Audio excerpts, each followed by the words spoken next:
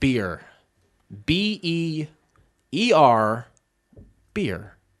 What is great about beer is it's tasty. But if you're just drinking like regular beers, it's not tasty.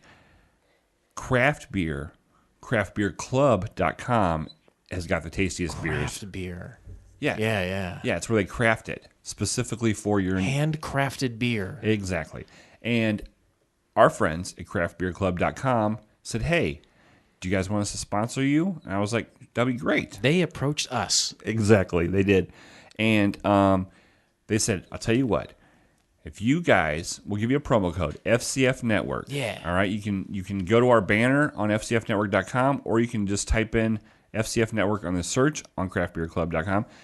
We're going to give your listeners $10 off a 3-month subscription. We're going to give them free shipping on heavy, beer's heavy. It's really heavy. Oh, I have trouble lifting it. Liquid is heavy. It's liquid in glass. 12 beers come to your house, your front doorstep, once a month. Yeah. $10 off. What more could you ask for?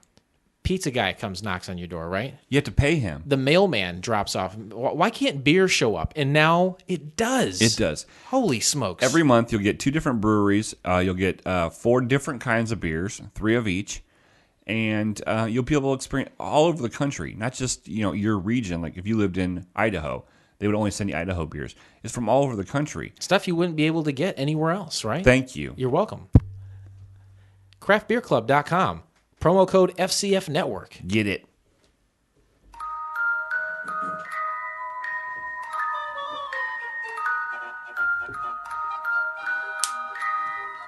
Fakakta Comedy Funhouse Network.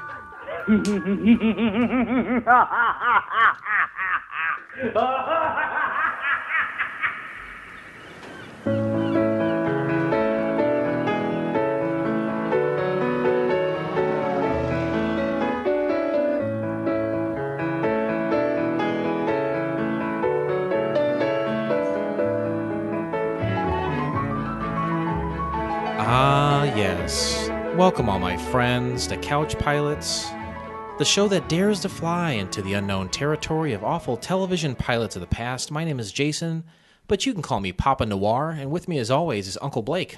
Good evening. I love being Uncle Blake. Uncle Blake. Uncle Blake is the best. You can have fun with your nieces and nephews, and then when they start to get on your nerves, you just throw them back to mom and pop. You pick them up over your head, and you throw them as hard as you can at their parents. Like a football, like Tom Brady. And if you can get that kid a perfect spiral, touchdown. Touchdown.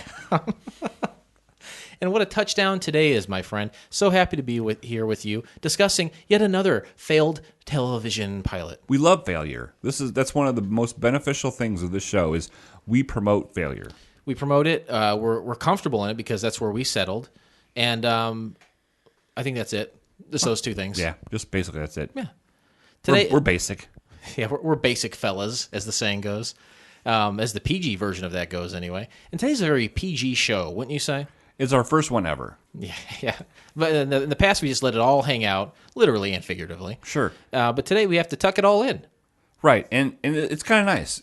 We can show our range. I always say that limitations breed creativity. And, boy, if this is going to be a good episode, we're going to have to really... be creative? See what we're made of, yeah. All right, let's do it. I'm up for the task. People are saying, you guys are stupid guys. Why is it a PG show? Why would you do that? Why would you wait till 102 episodes to do a PG show? I just hate that little red E by our show, so I'm just looking to get rid of it. It's still going to be there. I know, because it has to be there. Because of all the past mistakes and sins we've made. Apple pie. Apple pie. Oh, I'll take a piece. Apple pie moonshine. Bring it back.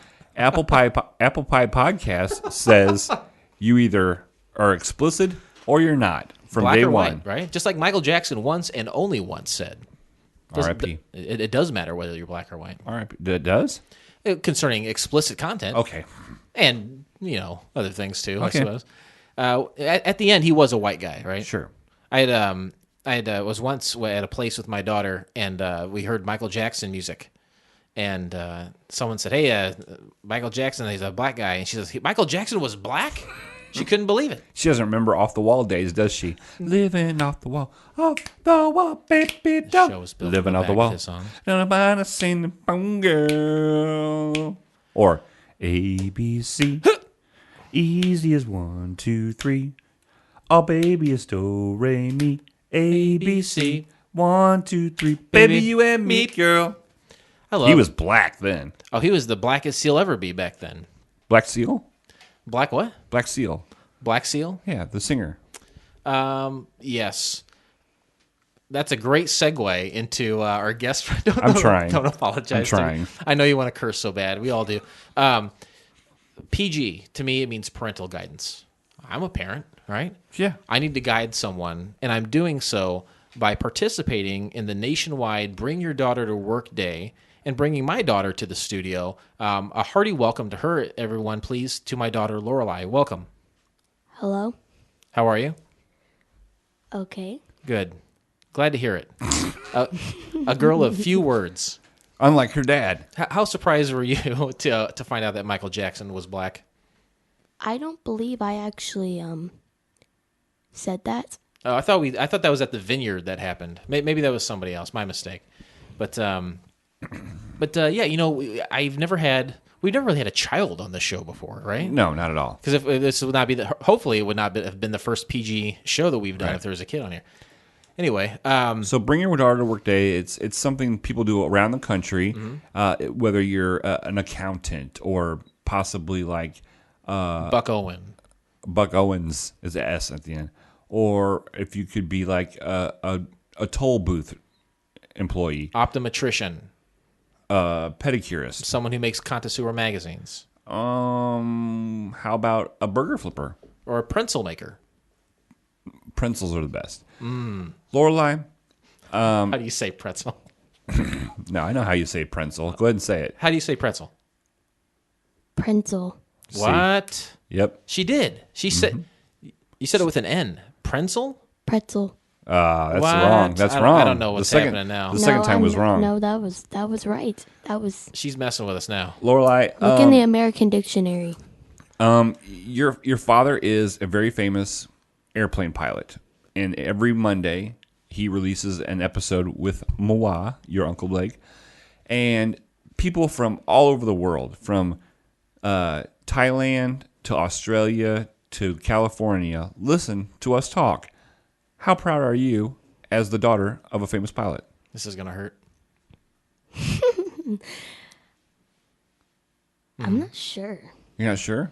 It's No. overwhelming, right? It's I hard. mean, it's kind of cool because he was telling me about like people like around the world were listening to this, Right. That's So- pretty cool, right? and I would just figure because like if somebody were to start something, it wouldn't be that huge. So I didn't know if it was. Well, we've been doing this for 2 years now, right? And we're huge. Yeah, it's huge, and now it's Oh well, exploded. okay. Right. Do you consider your father a funny person?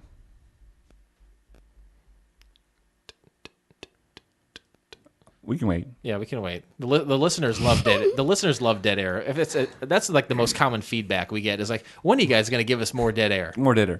Do you think your dad's a funny guy? Yeah. Do you? He's different. Witty? Would you call him witty? What does that mean? Like I like to whittle. What does Like that pieces mean? of wood and a knife and sit on the front porch? With Oh no, No, Oh. okay. So He's you're just not like- witty. I like it. childish. Some like if I were to hang out with my friends, their dad would go out and just smoke a cigarette, and I'd just be sitting inside watching SpongeBob with them. When you would just be inside watching, SpongeBob with you yeah, and having conversation and chuckling. yeah. Yeah. So you're a lucky girl. Would you consider yourself lucky to have a dad like this? Mm-hmm. All right. Thank you. Oh, thank God. Phew. You're welcome. Today we're watching. We usually don't announce it till the next segment of the show we're watching, but it's relevant on the top of the show to mention that we are watching Generation X. Generation X. Usually when I hear about Generation X, I think that's the generation you and I are in, Blake, Yeah. right? We're the last of Generation X. We're the right? last of the Mohicans. That's right. You got the baby boomers. You got the ones after that. Then you got Generation X. When you say Generation X, I think of D-Generation X, which was a wrestling group in the WWE. Yep. We got Six pack. You got X-Pac. I mean, Yeah. and you got Triple H. Yep. And, Shawn Michaels. Was he? He at the beginning he was, and then he got hurt, I think. And you got Badass Billy Gunn. Okay. And then you've got the Road Dogg, Jesse James. I think. Oh, in China. So at one point they were 6 strong, right? Yeah. Yep. You okay? Yep. It's hard to bring up China and be PG, but Yes, go ahead. it is. Let's go ahead. Yes, it is. Sorry. Isn't it? I almost want to mention it again, just to kind of see you grimace. Your job is to keep me in track. All right. So here we go. Generation X, though, is not talking about WWE wrestling. It's not talking about the generation that was named after people like us, but actually a pilot episode of a show based off the X-Men. It was set in the Marvel Universe. X-Men. Yeah, you love X-Men, don't you? No, I don't. You know who does? Is my daughter, Lorelai. Really? You love the X-Men. Is that fair to say? Yeah. What? How did you get started loving the X-Men? Where does your love for it come from?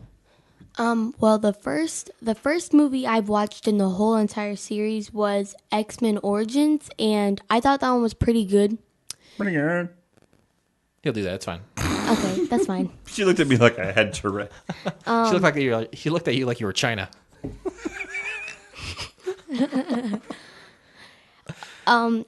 So you saw that and you're like, what is this? All these people with these weird powers and stuff? Yeah, because like the intro was like, Oh, they're him and his awesome. brother marching through the different wars, right? that's pretty awesome. So you see this movie, you're like, it's pretty good. You got Hugh Jackman playing the role of Wolverine, right?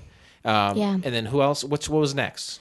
Like what do you mean? Like, well, what continue? Like, what other movies did you see in the series? Well, I believe that I watched that one, and then I watched every one after that, because when I saw the series, it wasn't ending. And I thought it was Okay. ending because I thought it was like a really old series, you know? But I think the first one came out in 2000, I think it was. In the year 2000. and I thought that, I mean, probably that series probably ended because I thought it was like a really old one. But since that there was new movies coming out, then I would see that one after the first one I'd see, and then I'd see the old ones. Yeah. Like, Things usually move in trilogies, 3 movies at a time. It was 2000, 2002, and 2006, I believe, were the releases of the original X-Men trilogy. And that took a 5-year dormancy until X-Men First Class, which kind of reset a lot of things. And I think that's the first movie that you were alive for and saw. which one? First Class. And then I remember a few years later, she was very excited. We went and saw opening weekend. We saw Days of Future Past, right? Mm-hmm. Wasn't that the next one? Mm-hmm. And then we saw But Apocalypse a couple years later. wait, but didn't we see? Oh, the Wolverine was in there too. Yeah, we saw the Wolverine in theaters. I'm pretty sure. Yep. So this whole time, we own all the DVDs. We get them for dirt cheap, and she has some at her mom. She has them at my place. And you watch these movies, and you love them. And very specifically, Wolverine and Hugh Jackman, you really like this character a lot. Is that right? Yeah, it's pretty cool. Okay. Pretty cool. And then this past March was the last film that Hugh Jackman was going to be a part of, and that's the film Logan. Now, did you happen to see this, Blake? Of course, I have not seen any of these. All these movies that you have mentioned, I haven't seen one of them. Not one of them. No. So you didn't grow up watching X-Men. I know we did a cartoon a while back with my brother, your Uncle Ryan. The Pride of the X-Men. Who's better, Uncle Ryan or Uncle Blake? Oh, boy. Uncle Blake. I think your headphones are on. She's really taking her time with each Go answer. ahead. I'm Uncle Ryan's better. Don't worry about it. It's fine. I honestly don't know because I don't really hang out with him that much, but I don't really hang out with you that much. So Can you say we're even? yeah, you're even. Okay, nice. pretty He'll even. take that. Boy, look at the smile on his face. High five that. I mean, I love Ryan, but I don't really hang out with him that much. Yeah. But do you love me? Sure. Okay. You're my dad's friend. Best friend. So, Friend. all right. So the movie Logan comes out, and this is I believe the ninth movie in this Wow. series, and it doesn't have a lot of the characters from the past films. It's only got a couple of characters, and it's the first one in the series to be rated R. Ooh. And they say this is Hugh Jackman says, "Hey, this is the 9th film I've been in as Wolverine. Time to hang up the claws. I'm done." And it's fine. It's been doing it for 17 years. Understandable. So, but I see the tag. It's rated R. It's like, my daughter is 11 years old. Do I take my 11-year-old daughter can't. to see a rated R film? Legally, you can't. Well, I think she can't go by herself, right? Oh, okay. That's what it is. So I say, let me look into it. Let me see why it is. I say, all right, there's a set of boobs. There's a lot of cursing, and there's some pretty heavy violence. And that's all pretty much to say, no, I shouldn't take her, but I do it anyway. Sure. Because I know that she loves the film franchise so much. She has a crush on Logan, so why not?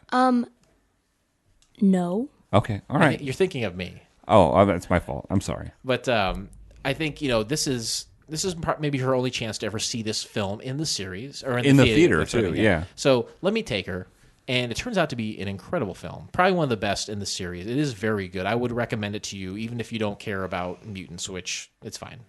It is a good movie on its own, like a set. It's almost kind of like a Western in some ways. Okay. So is Buck Owens in it? Buck Owens makes a surprise appearance at the end as a surprise visit. Yeah, that's right. All right. Anyway, so we liked the movie so much so that a few days ago was Halloween, and my daughter and we dressed up as the characters from the movie Logan. Yeah, and I saw that, and I was amazed. You looked just like the girl and you looked just like Logan. I was impressed. Well, Except actually, for the beard, you should have really worked on that. The beard was kind of cheap, wasn't it? It really was. There was just like a line. You couldn't even see her mouth. Look. No, seriously. Look, you could see his mouth. Look at my heavy beard. Great mouth. No, that's not a beard. You could just see his mouth, though, at least. You can see my mouth, too, right now. Yeah, but he has more hair there. All right. Yeah, you're fine. Anyway, you're welcome for taking you trick-or-treating. We made claws out of wood. Oh, really? And we spray painted them. You know what? The picture that I saw, I thought those were ones that you had bought. I honestly did. We made them. That's awesome. We made them, and then we went out trick-or-treating. And what happened while we were out? So we went to this. So in Peoria, there's this castle in Peoria, and we went up there, and there's just a whole bunch of like cool stuff there. There's dragons, fake dragon statues breathing fire. Huge flames. Yeah, it would light up that area. They have a theme every year, and last time was Batman, and they'd have like Penguin or Robin or Batman taking pictures with everyone. But this year, the theme was Frankenstein, and they had people scaring you. They had a whole bunch of things where like Frankenstein was on a board, and a crazy scientist like was a laboratory thing. Yeah. And then was he working in a lab late last night? Yes. What? Sure. I thought that was good. I thought it was. Maybe I should just lay back. Okay. Just know that the references will not hit as well on the show. And then a group of teenagers like come up to us. Well, actually, when we start coming in, someone yells at my dad, "I respect your costume." and then when they later on take pictures, we're heading out, right? And then they come up to us and they say, "Can I get a picture with you? I just appreciate that movie so much." Nice. Yeah, it's all true. And it was actually, I just kept talking about it on the way home. And she was super excited about the fact that someone like wanted to take a picture with us. Sure. So I thought, and it was definitely because of the costume, not because of your podcast fame. Absolutely, that's the case. Hey, will you say something right now? I thought so. No. I think you guys looked really cool, and I got you sent me the picture, right? And I thought it was really, really cool, and it was good to see you guys had a good time. And you know what? I'm even more impressed now that I found out that you made the claws. Yeah, we weren't messing around. We went out with my sister for a little bit, trick-or-treated with her, and then we headed over to Grandview Drive in Peoria. Incredible part of the town that has just beautiful homes. We did a quick little lap around there, and the castle always has great stuff. Last night was no exception, so I had a great time doing that. So happy to have done that with you. Lorelai, I think you said it was your favorite Halloween ever, which... It actually was, because last year, I mean, it was okay, but like I went with my friend, and I feel like that she didn't even have a fun time when we were going with my cousins, because she thought we were going too slow. So, but hanging out with your dad made it cool, right? Because your dad's pretty cool. And right. Awesome. it was dark, and she probably couldn't see it. Maybe I was still wearing the beard, but I was smiling pretty good after that. That's cool. That made me feel really good. Almost as good as some fan feedback. Do we have fan feedback this episode? Yeah, I thought now would be the good time, 6 months to 8 months later, to go ahead and read all the fan feedback from our iTunes. We have new iTunes stuff? No, it's not new at all. but we've never read it. We've never read any of the iTunes stuff. Okay. No. Yeah, please, as long as it's clean, hit me with the iTunes. I'm gonna try to. I'm gonna. Hopefully it's clean. Hamana. All right, this one it says the title. It's a 5-star. These are all 5 stars, by the way, just to let you know. It says TV fans and comedy fans alike will love. Jason and Blake kick butt in the new and improved idea for a podcast. Journey with them as they fly through pilot TV shows that have never been made into series. It's a fun adventure every episode. Pretty good. That's from... I don't have my glasses on. I can't see anything. Pretty good review. Yeah. All right. Next one. That was from... Oh, okay. I knew who that was from. That was on Christmas. Yeah, right? Yeah. Okay. I can pull them up here, too, if it's easier for me to read them. I can't see them. I don't have my glasses on. Okay. Well, read one more, if you would, while I pull it up. I didn't realize you were going to do this. The only thing about Mondays... The only good thing about Monday mornings. This is from D.L. Dustin. I don't have any idea who that is. Everybody hates Mondays, but when you have a new Couch Pilots episode waiting for you when you wake up, it makes its day a little more tolerable. Spend your Monday mornings laughing like an idiot while Jason and Blake break down failed TV pilots with their signature style of humor. Gotta love Tarmac John and the Raging Milk Stuff. More Than Just TV by Uncle Tanner, 5 stars. The synergy between these comedians is amazing. They deliver more than just commentary and their thoughts on the shows. They deliver jokes. They deliver conversation, and it's all enjoyable. They've been doing it for a while, and you can clearly tell, but their passion hasn't aged one day. Don't miss one show. They won't. Nice. I Like by the Dudex. I like.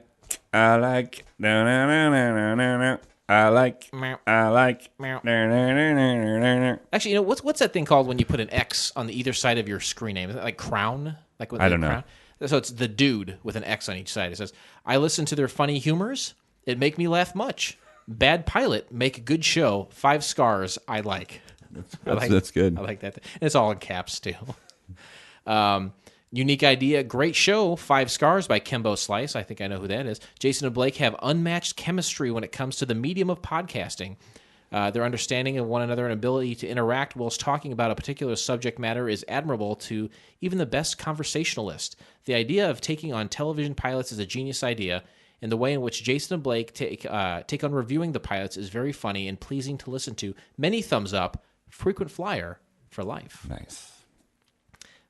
Reeks of Awesomeness by Sammy_83. Jason and Blake entertain like none other in this intriguing podcast of pilots that went nowhere. Sit back, buckle up your seatbelt as the duo take you for a ride along the turbulence and infested sky as they humorously review their thoughts on these forgotten shows.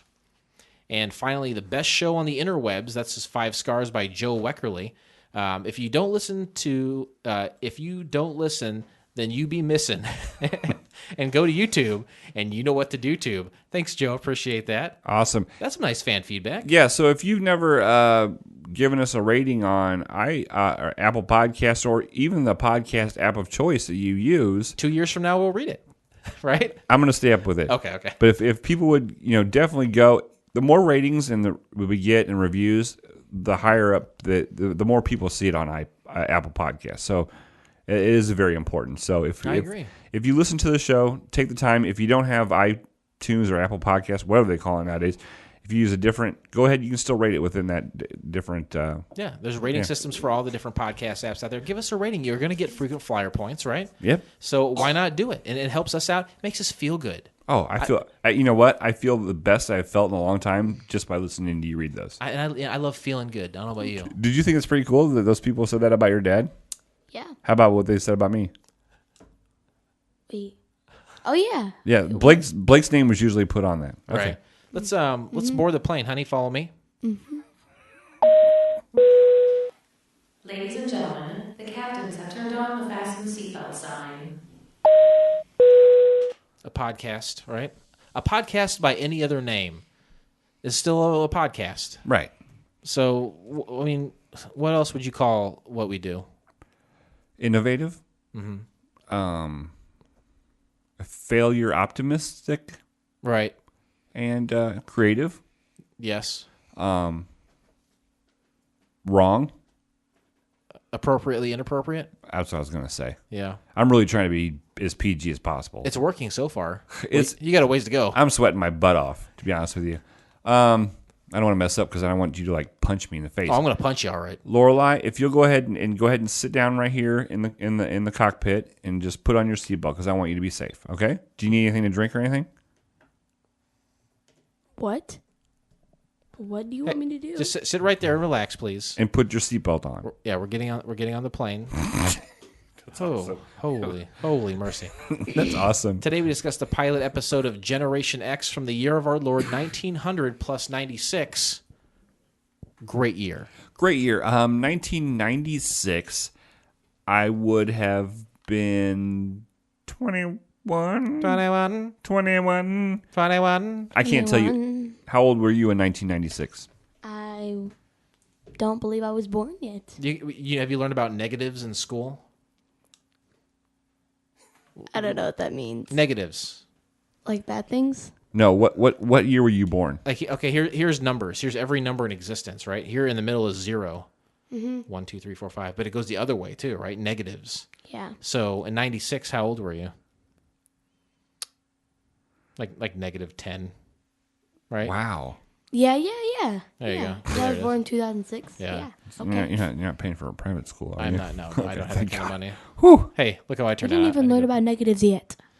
I was 15, and I gotta say, this is the great time to be alive at 15. Right.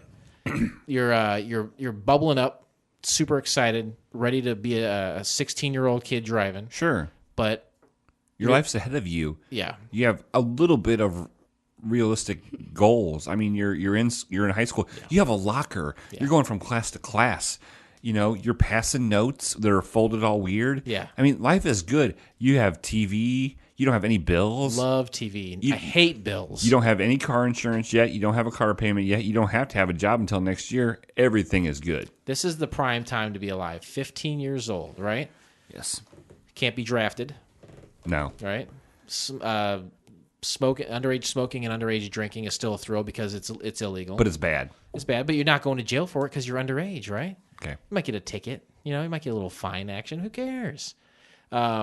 Girls are becoming a thing, right? 15 years old. Girls start looking good. Yes. Yeah. Anything else you want to add to that? No. For me, 15, I was joined the football team. Really? Yeah. In high school? I played Freshman? for one season my sophomore year. Sophomore? You played football. What position? I was left tackle and I was defensive end. Really? And I didn't really play, but then a guy got hurt, and then I played a lot. And how did you feel about that? I wasn't great. I had one good game, but I wasn't that good. I think I thought I was bigger than I was. And then I got in the field. I was like, oh, I'm not very big at all. Right. I should not be in these positions. Right. That's okay, though. That's cool. I didn't know that about But you. it was a good year. Hashtag didn't know you. Yeah. What was it like being negative 10? Or how about this? Do you remember a time before you were born? No. Okay. Negative 10. Peaceful, I would say. Oh, Right? yeah. If there's nothing, no turbulence, what to speak of. No turbulence at all. What is the earliest memory you have then? Like, what's the first thing you can remember being like, oh, I remember that? I remember. It's probably taking me some time. I don't really remember a All right, lot. well, you can germinate on that a little bit. And we're Well, wait. The youngest memory I actually remember is coming home with my mom. She had a little, I don't even remember. It was just a white car. In fact, I'm pretty sure it was a Jeep, actually. I don't even know. I came with the car. We lived in an apartment, and we were walking out, and I was like 2. okay. 2? Yeah. And I was already walking, right? So then I came out, and then I had 2 egg muffins in my hand. And I don't even like those. I hate those. That's probably why you remember it. Because, like, why do I have two of the... like, one would be bad enough, right, of a thing you don't like. But it would double down on it? Ew. And that's it? That's the end of the memory? I just remember walking in, but, like, I have a visual in my mind what my old apartment looked like, but I just... Yeah. I don't even know. I feel like it was, like, a big apartment, but it was, like, old looking, you know? I think I know the apartment you're talking about, and it isn't either of those things. But the Egg McMuffins are real, right? Yep. Yeah. Is the Jeep real? The Jeep, well, I probably think so. Okay, that's cool. You were walking at 2 years old? Kids walk at like Yeah. 1, Oh. don't they? They start to talk at 2. Really? So you were walking but not talking. I don't think I was talking, but, mumbling. Walking. saying I hate these Egg McMuffins. I was walking. That's cool. Why are you using making the it? bathroom. Yeah. That's cool. Pretty good, Pretty good. too. That's not bad. Hey, that's a great year. For people who don't remember, because I remember 1996 pretty well. Others may not. This little girl here has no idea. She wasn't even around then. So what we do now is we go back in time. Back in time. Now that is a song from the movie Back to the Future, which you have not seen. Correct. Which is, can you believe this? But I'm a big fan of Huey Lewis in the Can News. you I've never seen call it. us nerds? She is disgusted. That I have not yet to seen it. call you a nerd. Disgusted. I have yet to call you a nerd. I'm 11 years old and I've already seen better films than, how old are you? 40. Sure. Sure. Old man. and I've seen better films than a 36-year-old man. All right, enough of that. I want all of our listeners, including everyone in the room, to say, guess what? It's 2017. Forget that noise. Let's go back to 1996. Sure. Let's close in our our eyes. minds. Let's close our eyes. And in our minds. Lorelai, say it with it. There you go. Now she's ready. These are some things that happened that year. This is to put us back in that mindset. Nintendo releases their newest gaming system, the Nintendo 64. Love it. Or N64, and they release it in Japan. Oh, hustle. Konnichiwa. Ohio! The Nintendo 64.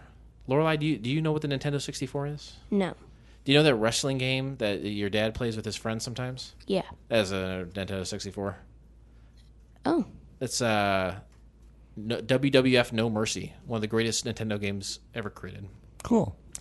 Did you I've never been invited over to play that. And you know what? With that attitude, you definitely won't be. Have you ever played the Nintendo 64? I believe so, yeah. Not a big gamer? I'm not a big gamer. No, I used to be. Not anymore, but I used to be. I still have all the old systems. I don't bust them out. But that was a revelation, because that was the first Nintendo console that was like truly a 3D experience inside. Like you felt like there was depth to things. It broke the mold. It had a really weird controller too. When did you exactly get that? Because I don't think they're even around anymore, are they? You can only get it. You can buy them online used. You can get a new one, but the new ones are gonna be super expensive. Like it's still in the box. They're out there. I think I have 2 actually right now. 2? How many controllers do you even have? 4. Oh. I have 2 because I took a piece out of one so it would play Japanese games. Oh, okay. You have something you want to say to me? No. No, not yet? No. Okay. It's coming. It's coming. I'm saving it because she Yeah, I know. She pulled your card. pulled my card way too early. Mad cow disease hits Britain. Ooh. It's known as bovine spongiform encephalopathy. Now, that's when we get a bunch of sores on your mouth and in your hands, and it's because of like a fungus, right? That is disgusting. Like the cow got into an onion patch or something. Well, no, like kids get it. Revolting. Kids get it. Is it a form of E. coli? E. coli. My niece got it last 2 years ago. She got Hold on it. a second. Hold on a second. No, yeah. Mad cow is still around, and someone close to Maybe you got it? no, maybe it was hoof and mouth. Okay. I'm off. I was thinking of hoof and mouth disease. It's cow's a cow. A cow's got a hoof and a mouth, as far as I'm Sure. concerned, right? Mad cow in the morning. Right? Mad cow? What are the symptoms of mad cow? Good question. We might have to look that up. But there's a radio host called Mad Cow, right? Mad Cow in the morning. Isn't that right? Yes. Good. I'm glad you agree with me. I just remember it was one of those big deals. I think we've talked about stuff like that before, like the avian flu and the swine flu, and how no one in the world has ever really had it, but it's such a big deal at the time. Did you ever know anyone who had avian flu? No. Me neither. Huh. Oh well. Do you got some information on mad cow? No, and if so, can you read it? And Wikipedia because Wikipedia just shows a cow laying down on some grass. The disease, that's French. Oh, disease. I wanted to teach you, Lorelai, I want to teach you some French. The disease may be most frequently transmitted to humans by eating food contaminated with the with the brain, spinal cord. It's gross, whatever it is. I've got the symptoms right here. What's that? Nothing. You don't want mad cow disease. You don't want none of this. So what if you have mad cow disease? What is that? What does it do to you? Yeah. Well, symptoms are not seen immediately in cattle due to the disease's extremely long incubation period, but some cattle have been observed to have an abnormal gait, changes in behavior, tremors, and hyper-responsiveness to certain stimuli. Hind limb ataxia affects the animal's gait and occurs when muscle control is lost. The results are poor balance and coordination. And the inability to rap. Yeah. I think that's part of it, too. Absolutely. Lorelai, do you like rap? Eh. Okay. Who's your favorite rapper? Don't do that with the microphone. Sorry. I don't have one. Yeah, me neither. Kesha? Oh, she's great, right? She's a rapper? I don't know. I don't. 1996, the Summer Olympics are held in Atlanta, USA. Nice. Right? Was that the first version of the Dream Team? The basketball? 96? No, I think 92 was. Okay. So Michael Jordan was not the big deal there. No, but you know what? When it's in the United States, we have an advantage. We have the home court advantage. I don't know. When you get an assemblage of black fellas like that together who can slam dunk, I think America, it doesn't matter where it is, we're always going to kick butt when it comes to that, don't you think? Yeah. Remember the Olympic Park bombing? No, I don't remember that. Some big fat guy was blamed for it, and he didn't do it. I can't remember his name, but then he died. Anyway, there's a bombing. Robert Mark Chapman? I think it was Robert Mark Chapman. Boy, I tell you what, all those facts, I'm back in 1996. I'm right there. Lorelai, do you feel like you're back in 96 now? No. No. Is there anything that I can... You'll never know. Lorelai, you'll never know how hard it was to be in 1996. This is as close as you'll ever get. He was just saying that it was the easy life. But it was ago. easy for us, but it would be hard for you because we didn't have smartphones. We didn't have interwebs. We didn't have running water. We didn't have ice refrigerators that kept food cold. We had refrigerators, but they didn't keep food cold. No, you had to put a block of ice in it every day. Oh boy. Will you please educate my daughter on why we chose to watch Generation X? Lorelai, we watched Generation X for 3 simple reasons. One, that it was a pilot that never went to series. Okay, there was only one made. 2, we could find it on the interwebs, which is what you kids nowadays call it. It's a series of tubes. The series of tubes, tons of tubes. And 3, it was free because obviously you know as well as I do that me and your father have no money and we can't pay for these. So we watched it on YouTube and it was free. Yeah, those are the pillars of the show. If a pilot episode does not meet those requirements, we're not going to watch it. Right. We're not going to watch it. Do you think we would watch an episode of Friends and talk about it? No. Do you know what Friends is? Do you think we watch an episode of Big Bang Theory and talk about it? No. No. Thank you. How High about, five it. How about Drake and Josh? That's a show that she likes. Oh, Drake. He's from Canada. He's a good rapper. How about Zoe 10101010101? A 101, a 101? How about Three's Company 2? Boy Meets World? There's actually a new series out where it's Girl Meets World. Right, it's and his sister. Sister? I think that series is already over, right? It's already done. No? Yeah, I think they canceled it last year. Are you sure? Pretty sure. Okay. Where can you find the entire episode of Generation X? You can do so by subscribing to Couch Pilots and Apple Podcasts or your favorite podcast app of choice, and then simply click on one of our classically blue links in our show notes, or go to YouTube. And Lorelai, this is very important. You know what to do, Tube. Good job, Lorelai. Oh, mercy. Good job. This is in the car all the time. Hey, we're gonna take off. Do you have to use the bathroom before we go? No. Okay. Flight attendants, prepare for takeoff, please. You're strapped in, right? Yeah. I find there's Wave to DSJ out the window. wave. Good job. I find that there's so much stuff to YouTube outside of television pilots that to integrate You Know What to Do Tube in my daily life only makes sense. It makes complete sense. So I have no shame, obviously. I'm actually going to use YouTube tonight after we're done recording. And it's not for a pilot. It's actually to figure out what's wrong with my water in my bathroom. Oh, was it a different color? It smells funny. It smells funny. Which bathroom? The one upstairs. Oh, thank goodness. Summary of the pilot. A group of young mutants, humans with a genetic variation that gives them superpowers and makes them feared by the population at large, begin training at a school for heroes. Their studies are interrupted when they must rescue one of their number from a mad scientist who can enter others' dreams.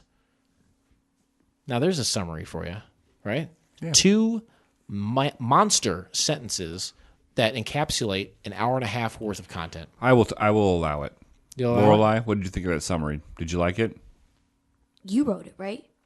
I read it. Did you read? I read it out loud just now. And where was that from? From this guy, it was on my computer here. And you thought of it, right? Does it, whether or not I wrote it or not, does that determine whether or not you like it? No, it's pretty good. I was just if it I did was not write yours- it. Oh, okay. She just wanted to give credit where credit was due. Because if it was yours, I'd just be Heck yeah. surprised. Because usually I talk in 1-syllable words. Yeah, actually.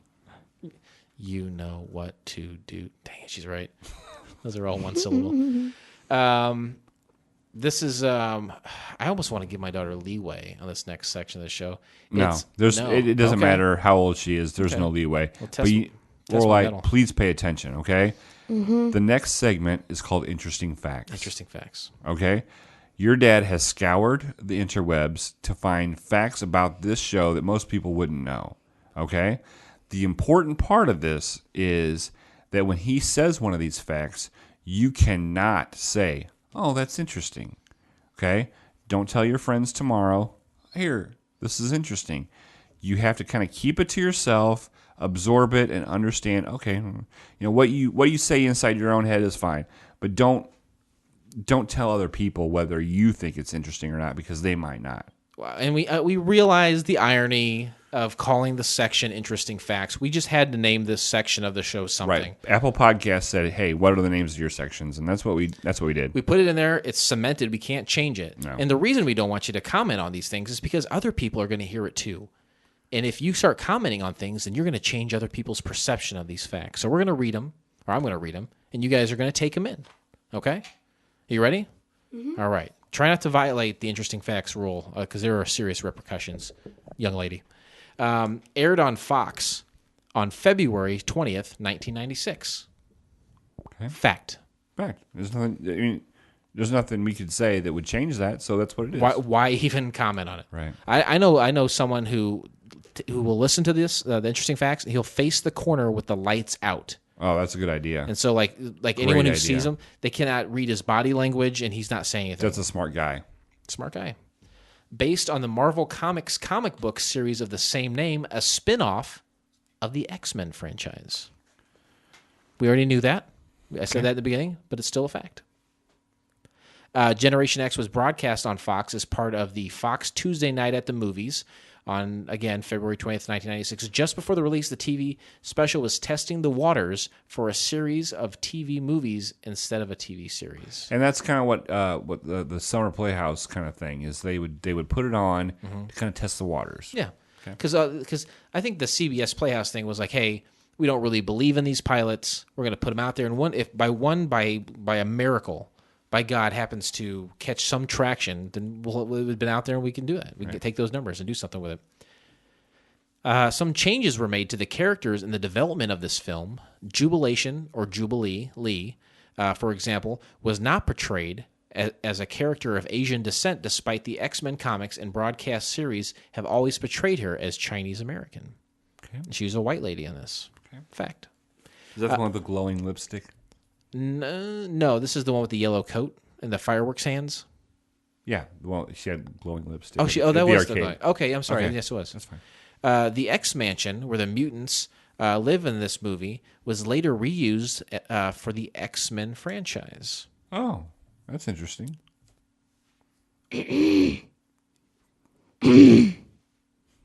What? Hold on a second. What?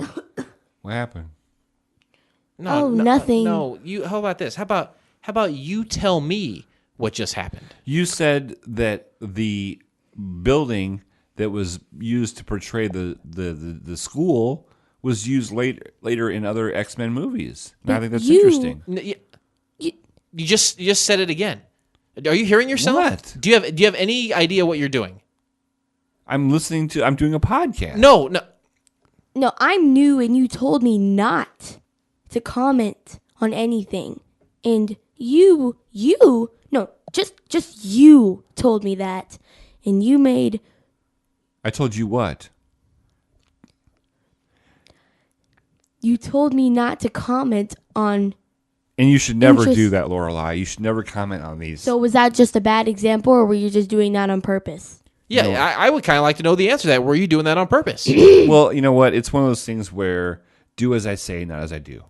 You know what? That's fine. I mean, if you want to go, if you want to go home and you want to put that, I'm home right now. And this Air Force One is your home.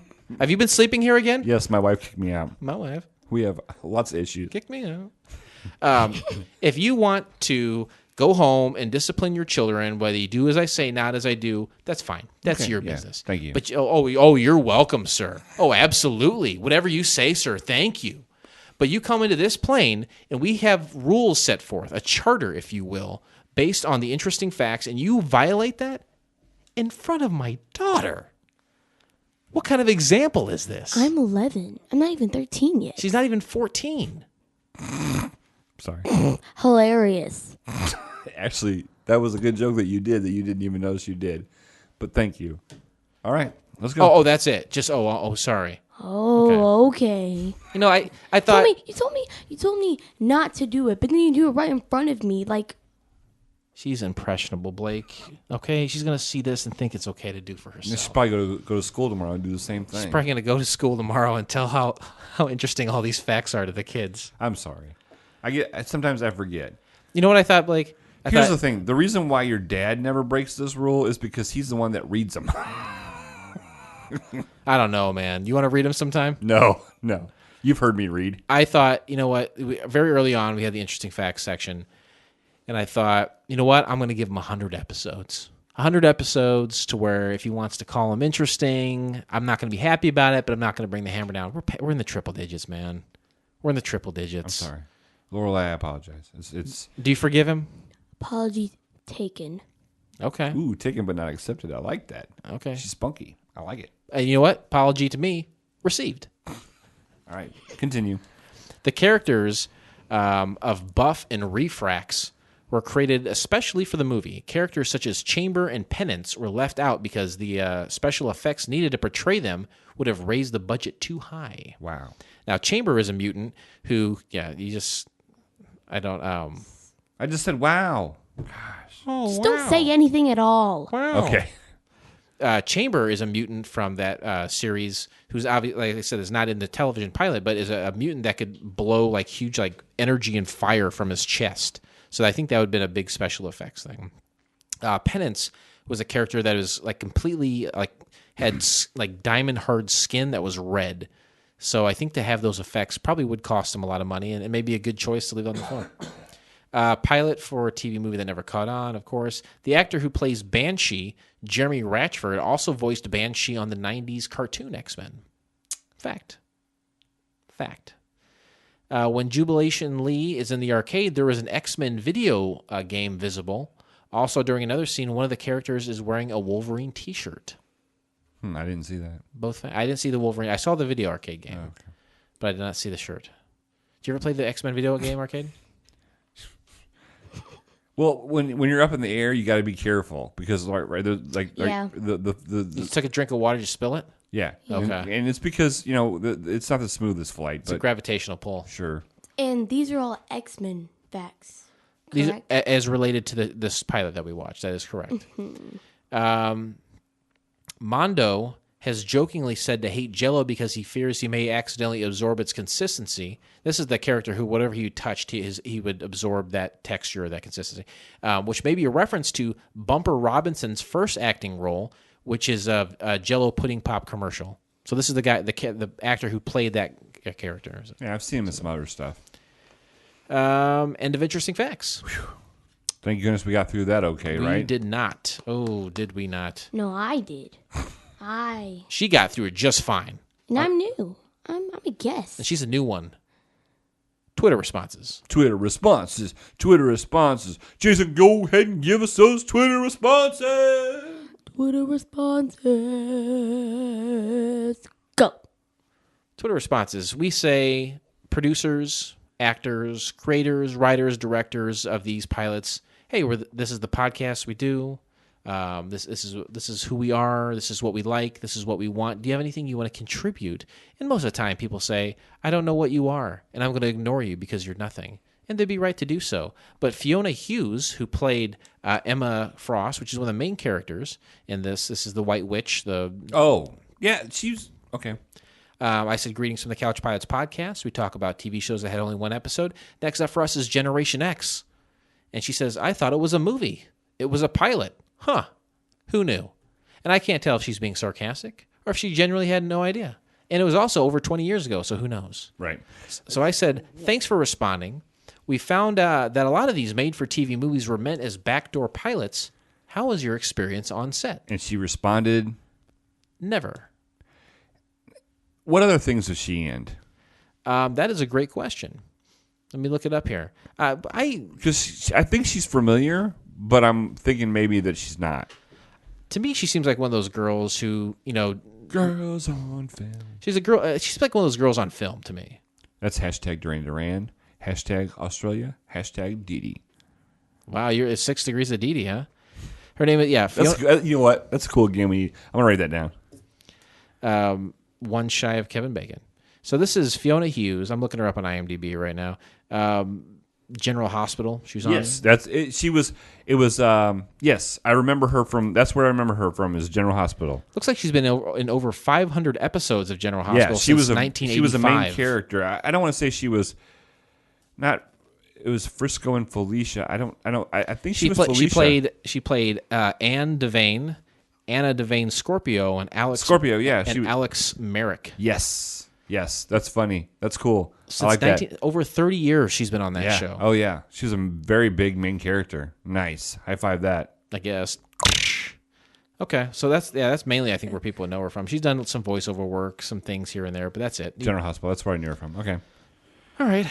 We can continue. We'll continue by listening to a promo for one of my favorite shows. That's Drunken Lullabies.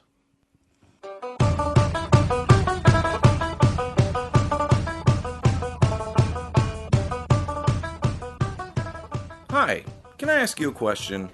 Do you like craft beer? How about indie music, pro wrestling, non-stop pop culture references, and a reason to drink on Sundays? If so, then I encourage you to check out my podcast, Drunken Lullabies, on the FCF Network. Brought to you by Distill Brewery in Bloomington, Illinois. New episodes come out every Sunday that feature me having fantastic craft beers with my friends at Drunken Lullaby Studios. And sometimes I take the show on the road and travel across the country to visit craft breweries and even chat with musicians. And since craft beer may not be for everyone, you can also check out the new spin-off, Drunk at the Movies. New episodes come out every Wednesday, and I sit down on the couch with friends for an alcohol-fueled live commentary while watching a variety of our favorite films. So subscribe today on iTunes or your favorite podcast app. And be sure to follow us on Facebook, Instagram, and all your social media outlets. You can also find us at drunkenlullabiespodcast.com. This is the voice saying, may your music be loud and your beers be cold. You know, for many, many episodes, Dustin had his Drunken Lullabies ad to where it would play. Then we would start talking, ha ha ha, and then he would start talking again. Right. All right, and I fixed that problem. And now, How long it take? Just a couple weeks? 8 months. Okay. 8 months to a year. Okay. And now he's got it to where it has a weird subliminal, like It's weird in the ears. weird in the ears, like subliminal, because you're paying attention to it. You know what? That guy, I tell you what. Genius? Do you think he's bona fide? Oh, bona fide G. Meta milk bona fide genius? I can't comment on that. Let's break down the pilot. This is what part of the show where we say, hey, we watched this dumb program. Let's talk about the ins and outs of it. It's an hour and a half long. We're going to move pretty quickly because the hour and a half ones are painful, to say the least. So I apologize, Blake. I know you're right. You're not a big fan of the 90-minute You know ones. what? But you're not Lorelai loves X-Men. She loves mutants. Then Yeah. you know what? As her uncle and her favorite uncle, obviously, which she stated earlier, All right. it's my job to do whatever makes her happy, and that's why I did this. mutation, the act of being altered or changed, something penal gland. Whoa. I don't know, right? That's what they say at the Yeah, beginning. they give the definition. Like they have like the dictionary definition typed up on the screen of what a mutant is. and then kind of like a definition under that, like a newer addendum to it, right? Because now there's something in the world that would warrant having a new part of it, a definition down there referring to mutants. All life mutates, right? That's what they're saying. All life mutates to some degree. And then you have a room. It's all black. Yeah, it's very dark. It's an operating room, and it's Mm-hmm. very, very dark. Lorelai, feel free to chime in whenever you want. Whenever we talk about something that you remember or you want to comment on, feel free to interrupt your father. I bet that I can name all of the movies in the series in order. Let's save that for the end of the show. Get them organized in your mind. We'll do it at the end. We're gonna plow through the pilot though, because you said you watched it twice, right? Mm-hmm. Okay, so you probably you might even have a better idea on some of this stuff than we do.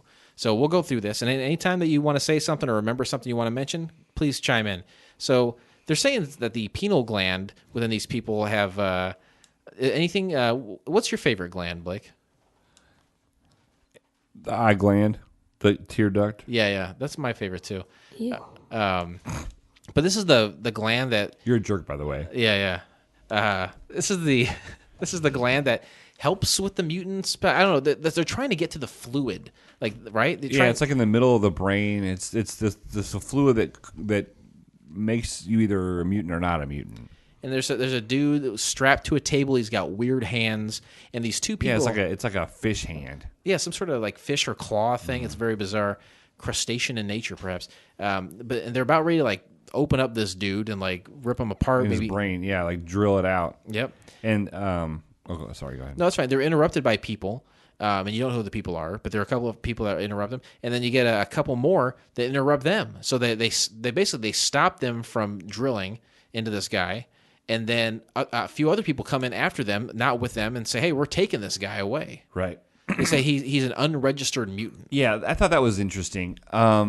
Now, is this something that happens? Is this unregistered mutant a thing that's throughout the universe of X-Men? No. I would say the exact opposite and say yes. Not only from the comics, but I don't read the comics, so. well, I mean, I said not only that because I was also going to say it's from the movies, but you have and then the cartoons. If anyone ever watched the cartoon from the 90s, but that's the whole. I think the Mutant Registration Act, right? They were trying to pass that in some of the earlier films where you had to register as a mutant so people knew who you were and what you were capable of. I think Days of Future Past, right? They were hunting down mutants that they were aware of. Maybe part of the Registration Act. No. I don't remember anybody stretching. Oh, you mean the characters from this? Yeah. Okay, well, he's just talking about in general the idea of mutants having to register with like a government. Oh, well, yeah. Okay, Thanks a lot, Trump. Yeah, definitely. Because. Go on. no, that's fine. No, he's. Are you unhappy with yourself? Huh? Are you unhappy with yourself? This is difficult. It's harder than I thought it was going to be. Right. Yeah. And I'm trying because I don't want to disappoint you. You're not. You're doing a great job. I don't want to disappoint Lorelai, but I definitely don't want to disappoint you. You're doing a great job. Thanks. So the woman doctor does not like the lack of punishment because they go in there and says, "You doctors are about to drill this guy. You guys are fired or something? They fired him." And she's like, "No, it should be worse than that. They're about ready to kill this guy." Right. And she reveals herself to be a mutant by causing some sort of like mind storm in the lab, right? Right. That was one of the, she calls it. She calls it an indoor storm.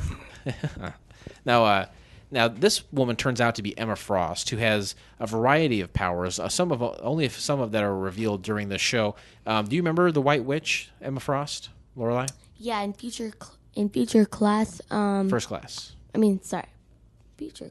First class. Yeah. That's where you're sitting right now. It's first class on the plane. Oh, okay. You're welcome. Her whole body turns into diamond to defend herself as slightly a bit of same mutation from Charles.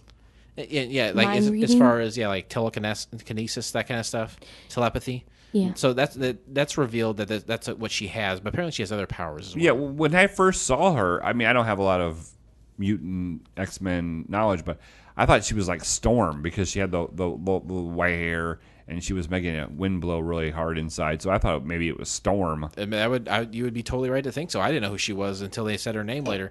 It cuts to 5 years later. They're at a Mexican household, and a young vato is preparing to Angelo, what's his last name? Espinosa. Yeah. What was it? Was it Espinosa? I don't remember.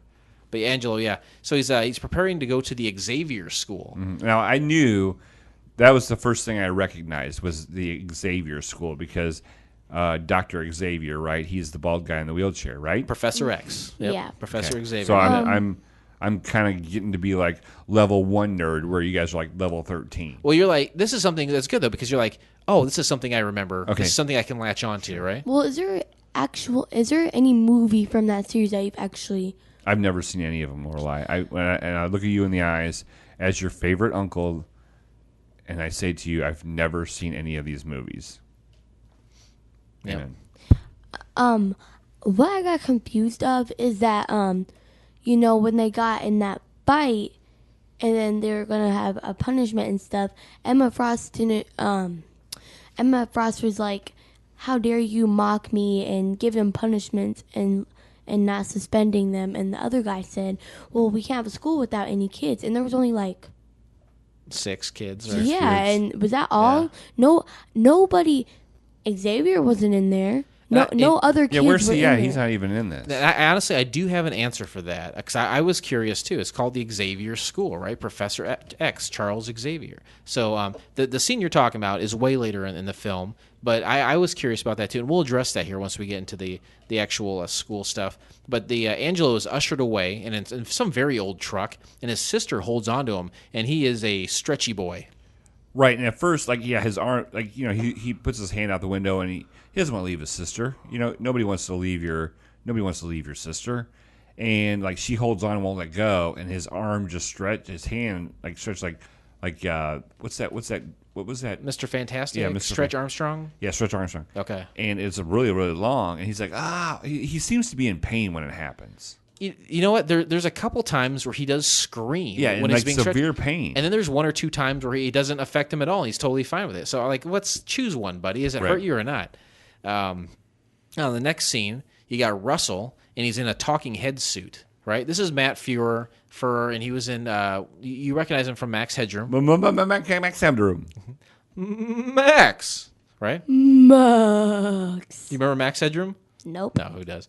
Actually, you might remember. Do you remember in the 80s cafe in Back to the Future Part 2, those TVs come down from the ceiling to take their order? Yeah. And you know how they talk all weird? Yeah. That's Max Headroom style. That's a pretty good reference. It's Matt Furr, and you had mentioned this to me, Blake, that he reminds you of Jim. Do you want to see Max Headroom real quick? Just a brief. Sure. All right. So this is the bad guy from the film. Max Headroom here with. This is my guest. I heard you were big time in the old pop biz. I'm gonna take that as a no comment. So, gritty time. What am I talking about? So was that the guy that was the mad scientist? Yes. Russell, yeah. He was in a short-lived TV series called Max Headroom, And I think that TV show got some traction because they were taking advantage of like special effects and computer technology at the time, and just it was a weird concept, and sometimes weird concepts stick for a season or two. Sure, and when we had talked offline in the Pilot's Lounge before Lorelai got here, I had said that it was like it was a version of Jim Carrey. Mm-hmm. Yep, I was just about to say reference that exact conversation. Because he's very animated. I think he's got a few years as far as age goes on Jim Carrey, but the way he talks, his cadence is very Jim Carrey-esque. I think you could even hear it in that clip right there. Anyway, he's presenting his dream machine to a boss. So he's a scientist working in a computer lab. Right, and he's working for a guy that, in regards to advertising. Mm-hmm. Are you staying awake okay? Yeah. And they're like, what's the last vestige of advertisement? Where can we advertise where nobody can advertise? Right, and he had done some work with subliminal messages, but now he's like, I have this dream machine. I can go into somebody's dream and give them direction. Yeah, kind of persuade them to do something, and that something would be buying something if you're in advertising. So Bobby is the name of his boss, and then he's like, all right, we'll get back to work. And then so the next scene is an arcade. And here you see teens smoking in arcades, which I think is awesome. Right. And playing video games. Video games. You've been to an arcade before, right, Lorelai? Mm-hmm. What thoughts on arcades? Definitely not what I saw. Yeah, yeah. That's kind of how Chuck E. Cheese in Peoria. Yeah, I just see like a whole bunch of people eating popcorn and just stuffing pizza in their face or spending all their coins. Yeah. Or leaving their coins, or leaving their tickets. But like this scene, like when I think of Chuck E. Cheese, I think of bright and bright lights, But when I see this one, it's very dark, and there are so many people that it's like a rock and roll concert on the floor. Like there's no place to move even. Well, this is when I brought up Chuck E. Cheese, I was going to say it used to be Showbiz Pizza in the 80s. Yes. And Showbiz was a lot more like this, where a lot of the walls were lined with arcade games like that, and it was a little bit darker of a place. Right. But now you're right, Chuck E. Cheese is a lot brighter, and it's more kid friendly. Where this is more of a dungeon almost. Anyway, so there was one at the mall. Do you remember the one at the mall? Aladdin's Castle. It was darker. Sure. Yeah. Yes. Yeah. That was great. It definitely reminded me of that. Russell, the mad scientist from the previous scene, his head appears in one of the video games. There's a lady there. Her name is Jubilation Lee. We know her as Jubilee. And he says, play more.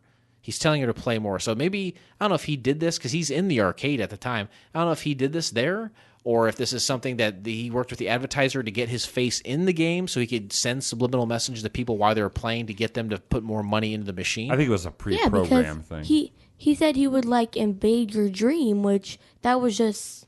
She was seeing that. Well, she wasn't asleep there, but I think it was like he had worked in different avenues of subliminal messages, and maybe those video games he had worked with, or those companies at some time. But anyway, she starts playing at a fever pace, right? Oh, yeah. And it causes her to short out the game. It starts sparking everywhere, right? Right. And I was kind of like the, what do you call it? The graphics or the special effects? Of the game, or of the fireworks. Of the fireworks. Okay. To me, it was really cheap. It was. I didn't think it was very good at all. It was just like, oh, here's just looked a little goofy. Here's just like PNGs of firecrackers. It looked like it looked like firecrackers. That's exactly it.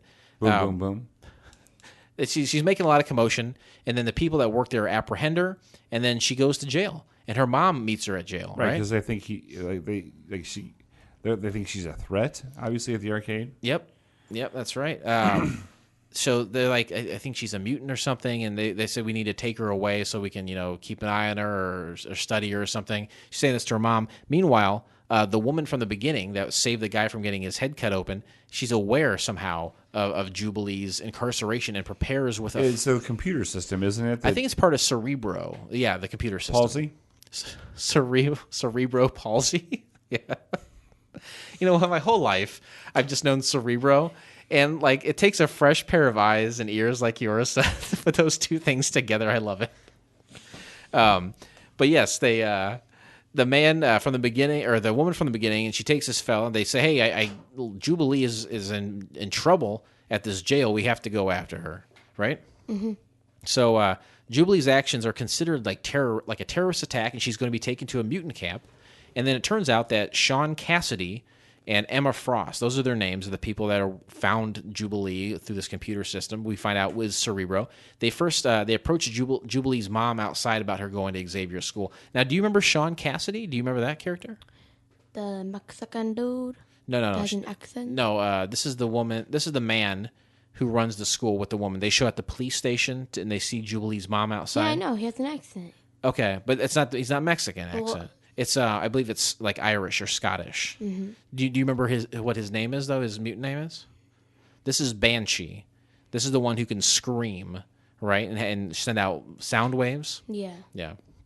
Anyway, Emma Frost goes into the school or to the church or the police station rather, and she's the white witch. She uses mind control to free Jubilee. She says, "Hey, I'm Officer Hootie, and this is Officer Blowfish." That was hilarious. And he's like, "All right, well, I'll let you out." She can use mind control on people to get what she wants. And do you think that was like a timestamp reference from when this is coming out? Of course it is. Absolutely. 96? Yeah. You bet. We just can't stop referencing Hootie and the Blowfish on this show. That's 2 weeks in a row. 2 for 2, baby. So they take her to the Xavier school, her and then they Espinoza. Yeah, it was Espinoza, Angelo Espinoza. And so they meet him somewhere. It's like at night. Well, they like met him at like a bus stop. Like they is that picked what him that up was? off the bus. Okay, that makes sense. So they picked her out of jail, and the two of them. You got some notes you want to mention? Nah, I'm sorry, I was gone. But I wanted to mention. Did you mention Sean already? Yeah. In the Irish accent. Yep. Yeah, that's the character who does the voice for the same character in the cartoon series. Thank you. You're welcome. And his character name is Banshee, and I actually really like Banshee, like the mythical Celtic creature that screams and whatever. That would have been good for interesting facts. Oh boy. They enter Russell and Bobby, the computer mad scientist, and his boss. He says, "I found a mutant brain. If I can take this mutant's brain and I can use it as a doorway to enter the dreams of mutants." For some reason, he was super excited that he had found this mutant brain. Like this is like a diamond in the rough. Like to be able to find an unmessed up mutant brain that he could have. He was excited about it. And I think he knows about it because he was at the arcade and he's like, "Oh, this person displayed mutant abilities right in front of me. I got to find them because right now I can get inside of human beings' brains, but I can't get inside of mutants' brains. So I will be doing that by hopefully capturing this lady and getting into her brain or something." So they got Espinoza and Jubilee entering the school with Sean and Emma. And while they're doing that, while they get there, they fall asleep on each other. And I think this is the beginning of kind of a love situation. You know, I think in the comics they do have a love affair, Jubilee and Skin, which is his name, right? And we didn't we notice this in the cartoon too, that there was some kind of coupling off of. And did you watch the cartoon? Oh, no, specifically the cartoon that we saw, right? Boy, I'm having trouble remembering which character. Doesn't that happen in most these X-Men movies? There's some kind of coupling off of two. There's usually one or two folks that are getting together. Yeah, absolutely. They enter the school and it's a beautiful mansion. And as we said, interesting facts, it is the same. Did you recognize it by chance? Not really. It doesn't really look the same. There's parts of it that I did recognize, but I only recognized it because I had read the interesting facts. Didn't we watch another show? 100 shows before? No. Didn't we watch another X-Men show besides the cartoon? Boy, I don't think so. I'll have to go back and look. I don't think so. Maybe it's a movie I didn't finish watching. Oh, maybe. Steel Justice? I watched that. Emma Frost is in a very form-fitting outfit in this scene. Very much so. And there's going to be a bump. She's got a form-fitting bump. They start doing tests on the students, right? Right. Yeah. They stripped down the kids too. That was weird, wasn't it? Yeah. They stripped them down and like scanned them. Yeah. But like, there was other people in the room.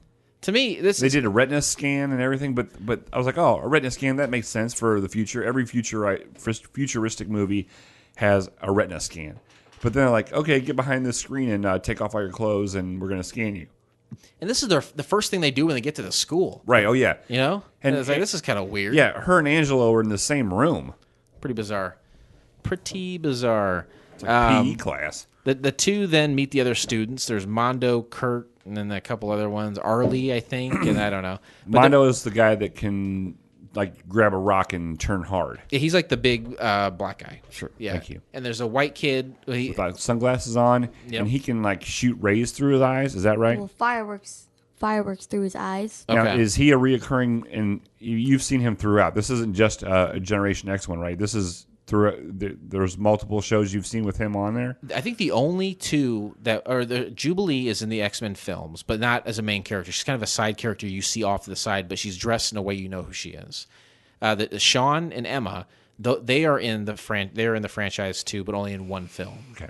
But the rest of the characters are known X-Men characters, but never been in part of the series. And the kid with the glasses, I believe, is one of the ones that are made up for the show. Because it said in Interesting Facts there were two characters that they made up to put in the show. But in the cartoon, And I think that was him and one of those other girls. the girl with the body build, Because- body morphing. Yes. Yeah, because I know Mondo. He can like take stuff. He can take stuff and like. He takes like whatever he touches, he gets that density about him. Yeah, and doesn't that relate to that one guy in first class? Oh, Darwin, who could put his head underwater and breathe underwater? No, Nerds. hater. So no, that guy that was with Eric in his childhood took away his mom. Oh, Sebastian Shaw? Yeah. I don't think he what he did is Love he Skid Row. yeah, 18 to Life, is that them? Now that guy, he would take in energy and then project energy back out. This guy he could touch a surface and his skin would take on that surface, the toughness of the surface. So But no matter what, that one girl could always like be stronger than him or something. yeah, one of the girls is I think the made up, like you said, Blake, the bodybuilding looking girl. I think she was the other character that was made up. Anyway, Well, it was a thing where she had some body morph thing where like you couldn't see, but like when she exposed her body, like she was covering up with like bulky clothes, but like she was super ripped. yeah. And she was like embarrassed about that. Yeah. Why would you be embarrassed about that? If I was super ripped, I'd be like, check this out. Uncle Ryan doesn't look like this, does he? It was a bit of a not well thought out added character, I'd say, for sure. Anyway, so they meet the other guys. They play some football. This is another time where Angelo's arms are being stretched and he's screaming in pain for some reason. Right. And then speaking of screaming, Banshee breaks it up. He reveals his power there by screaming, and it kind of deafens everyone. Is that what it is? Is it screaming? I thought, yeah. He screams, and he is sends that- out powerful waves. I wasn't sure if it was just like he was just throwing out energy or if it was actual is just screaming. screaming. And that seems like a really stupid mutant. I love that. I love it. I So do love I. that. He can like. He has like so much power that he can like put on a surface and he could just like Lorelai, float. you've never met my ex-wife. You want to see somebody who screams at you? That one right Let's there. get her on the phone. Anyway, then they go inside and they start talking about their abilities a little bit. And the black chick, I can't remember her name, but she's like a near perfect being. She's got intelligence. She can't get sick. And then the white girl's got crazy muscles. She's really strong. She's stronger than Isn't the other girl like really strong as well? Because in the carnival scene, she just She's Oh, beating yeah. everything up. Yeah, she's beating the crap out of it. Very good. Yeah, she's Very tough. good. But she's perfect because she has the wits, the strength, Everything. Yeah. intelligence. Perfect woman. The boys then it goes to the boys scene where they're all hanging out and they kind of start in on each other, bullying each They're other. just a little razzing bit. each other like dorm room stuff. Yep. And then they introduce Cerebro, which is a powerful tool used throughout the X-Men series. It's a tool that a person with like telepathy can use to expand their powers, basically, to use as like an antenna almost. So they use that to locate Jubilee in the beginning, and apparently also Alex, or not Alex, but Angelo. Anyway, so then Emma holds like a psychic class, and at this point, I was wondering, did it seem like to you, Lorelai, that all the kids had some sort of psychic ability? Because she was teach them how to use psychic ability, which I was like, that I don't think all mutants have that. I know that one girl did. Angelo, he was going through the computer and stuff, and he was finding, stuff. Yeah. So I don't know. Maybe. Yeah, I don't know a lot about the X-Men world, obviously, because I'm not a nerd, right? Mm-hmm. Sure. But yeah, it seemed like Angelo was like in this class, and he's like, "Oh, I didn't know I had this, but I do." I think it was a foreshadow for later on in the show. And that's a lot of what the schooling is hey, what are your abilities? What are things about your abilities you don't enhance know? them. Let's get you to know them. Yeah, absolutely. Fine tune them for sure. And here, the importance of the dream world is emphasized, and that plays into the later parts of the show where the guys talk about. Yeah, I would think that the whole dream world thing is the basis of this episode. Wouldn't you say? Absolutely. The what's that? Can I tell a part? Yeah, please. Okay.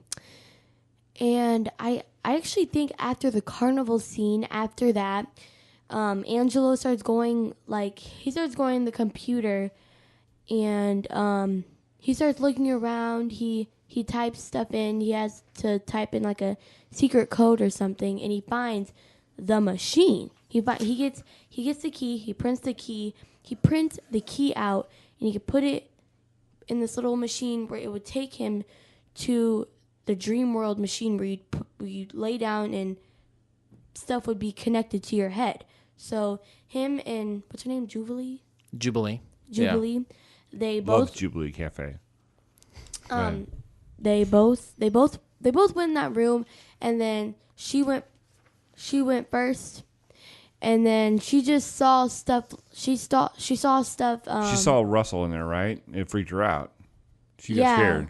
And she it was a dream where she would be in the actual dream world, and she saw her parents stuff, and I don't know why this machine is at the facility, but Well, because girl named not Storm from General Hospital, she had originally built the original one. okay. That's why it was still there. It was under lock and key, but she had built the original one. Russell, the mad scientist, had built one himself, and that's the correlation. That's why it was at Xavier Manor. Well, I think we're gonna skip ahead a little bit because it's basically the kids getting to know each other. They go into town. They run into some bullies. So they but kind I of need to tell something else. okay. Go ahead. So then Angelo gets in, and he's starting to actually like him because he hooks him up with a girl. He likes the mad scientist guy. Yeah. Yeah. And then later, can I still? No, I just want to make Blondie. sure clear what we're talking Yeah. about. But yeah, you're right. Okay.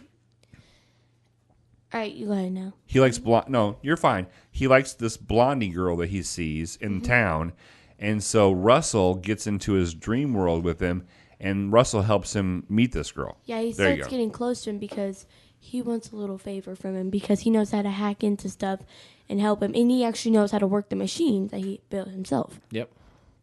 That's right. Great. Perfect.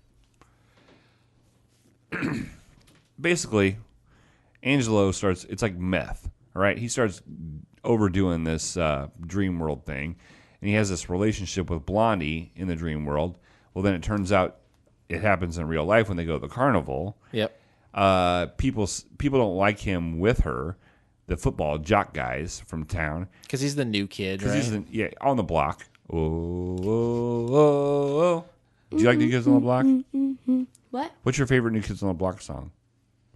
I don't have. Girl, I don't you have know one. it's true. Ooh, ooh, ooh, I love you. Remember that song? No. Yeah, so Angelo meets Blondie out of the dream world, and they start liking each other. And that's where the fight happens, where this is the big blow up that all the X-Men recruits get in this fight at the carnival. They come back, and so Storm, General Hospital girl, is like, you know what? You can't do that here. And You're expelled. to the Mondo McMichael from the Bears. One of the Four Horsemen. Right. That's a good callback. That's good. Not many people know that. And he's like, okay.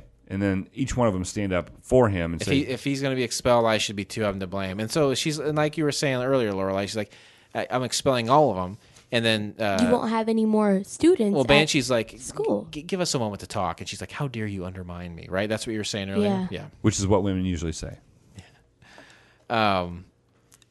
So this whole time, like Kurt and Arlie have having this little relationship, and they have a date at the carnival, but it kind of goes south because he takes his glasses off and he can see through clothes, and she feels like violated. But he's like, I don't want to violate anyone. I'm not trying to like be weird. These are my powers. I haven't learned how to use them yet. I can't control them. Yeah. So they have a little spat. They're trying to give these little dramas between the folks and show their character and who they really are. What happens next here? Let's see. Basically, they've spent probably, I'd say, 50 minutes explaining each one of these characters, kind of their traits, getting you to know them. And then after the carnival, there's this whole dream world thing. This is where F hits the fan. Yes. S hits the fan. I'm doing the best I can. No, it's fine. I'm really trying. Yeah, please, go ahead. Okay, because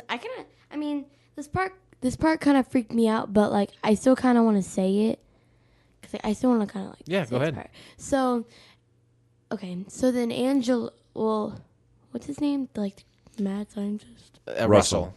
So Russell comes to he comes to Angelo and he says, "Well, these people thought I was crazy, so they put me in an asylum, and my body is in the asylum just."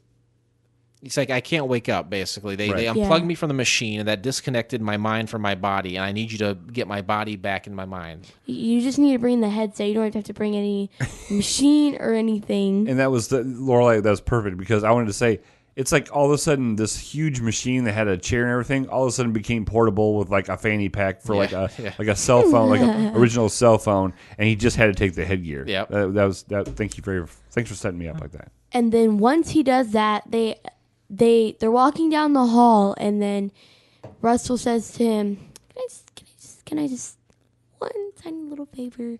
And he wants his brain, so then he captures him. The guy who just helped him out, he captures him now, I know, right? yeah. And that's because he was getting really close to him at first because he wanted to get the girl he wanted, and so he could use her to advertise in mutants' brains. Or yeah, and if he didn't help him, then he would like terrify the girl he liked and his little sister. Yep. Terrify them in their dreams. So he's got him locked up, and then he's looking to like do that surgery, looking for that pineal gland or whatever. So right. He wants to use Angelo's brain.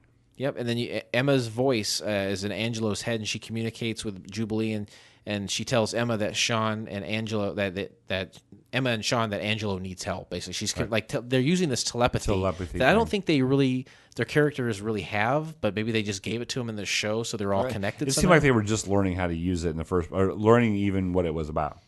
Yep, and they went from ready to expel all of them into putting them into combat immediately. Right? Yeah, it's immediate. Like go through. I'm gonna open up this chamber, and you're gonna go in there. And if I tell you that it's time to come back, you better come back. Otherwise, you're all gonna die. Yep, that's pretty much it. So go in, get Russell, and if something goes wrong, I'll tell you to come back. And if you don't, you die. Yep, and so they're all like, yeah, let's go. All right, we'll do it. Yeah. We have no idea what you're talking about. You just expelled us, but you know what? Don't care. And they get in that dream world, and they all kind of take turns beating Russell with their powers. Yeah, it really focused on each person, each mutant's like strength. Yeah, they did to him, and then he would go on to the next one. He would do it to him, and the next one it would do it to him, and then like combined they got him. And Banshee shows up. He's this full-grown adult, one of the instructors at the school, and he screams and kind of blows Russell right off the map. Yeah, I think a lot of those other guys, like Mongo, McMichael, like he could have like clobbered him, but this guy just screams real loud, and that's what ends up being the one thing that gets him. And then something that really caught, I don't even know if this was supposed to be really noticeable, but when Banshee screamed and he went like through like this wall into another world, I think the dream world, right? His hand starts to come up and his face is huge. Yeah. Well, I think he comes back as a giant or something. It's huge. I thought he was gonna come out as a giant and just start stomping on everybody. It is weird. That's the most part that actually scared me a lot. When he came in big like that? Yes, like his face was like Tom Hanks. Yeah. Emma is asked to open the doorway, and she does. And then it's basically she's like, hey, you guys get out of here. I'm going to take care of this. And then Skin is like, no. He seemingly sacrifices himself by wrapping his arms around Russell, and then they fall into the abyss. So they all the mutants think he's dead. Yep. But then the same window that he popped through, apparently he stretched his skin out to grab the window. Nice call. And why is he not screaming here, right? Right, because his skin is being stretched more than ever here. Yeah, when he was grabbing his sister's hand, he was screaming on for dear life. This would obviously is in the dream world. It's got to be a lot longer stretch to make, but nope, he's fine. I don't know, man. So basically, they all get out. Yeah, everyone gets out. Russell is somewhere floating in the ether, and the aftermath. His body is just still there. Probably unless so. somebody He's stuck in the needs dream to, world. unless somebody needs to reset him again, because his body is just there, just blinking, doing nothing. That's all these comic books are, right? Is they defeat a villain somehow, but he's not dead. He's incarcerated, or his body's separated from his mind, or he's frozen, right. but they somehow find their way back, and they come back. There's a way to tie it back. Absolutely. And you know he would be stuck in the dream world because at the end, when he's blinking, it closed up and his eye is just the dream world in his eye. Do you remember the last dream you had, Lorelai? I honestly don't. I thought I was going to dream about him when I fell asleep, and I was so. I did too. It was scary. I was so scared. Like I didn't like. Hello, Lorelai. I'm about to eat you alive. I was like so. I was so scared that I was about to dream about him, but I honestly don't remember what I dreamed about last night. So. Good job. Blake, what's the last dream you remember? I had a dream that there was 46 people in a room, and I knew all 46 of those people. Mm-hmm. This was just recently. It was very vivid, and I remember I would look at them and I knew exactly what my issue was with them. Like it was some kind of argument or some kind of unresolved issue that I had with all of them, and I remember it was the same issue with everybody. No, individual issues. Yeah, like I would look at one of them and go, "Oh, my issue with them is this person is this," and so I went through the whole thing. That typical dream for you?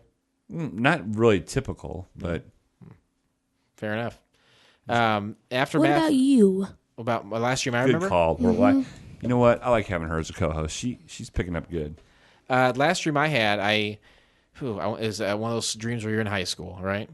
Mm-hmm. You walk into high school, and the bell rings, but thankfully I'm on class in time, no problem. And then they say, hey, Jason, I need you to come up and give your speech in front of the class, right?